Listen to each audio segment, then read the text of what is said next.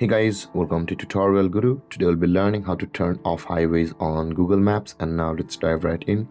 Now to turn off highways on your Google Maps, first open up your Google Maps application on your phone.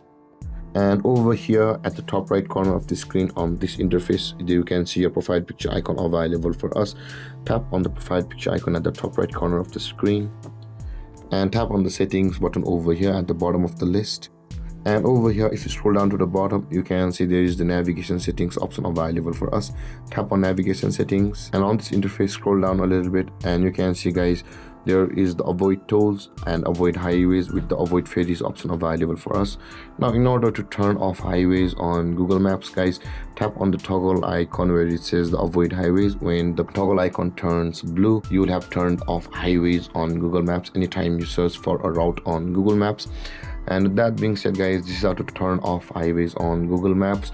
And if you have any confusions or questions regarding the topic, feel free to comment in the comment section below, and don't forget to like, subscribe and hit that bell icon for more videos. Thank you for watching, guys. Peace.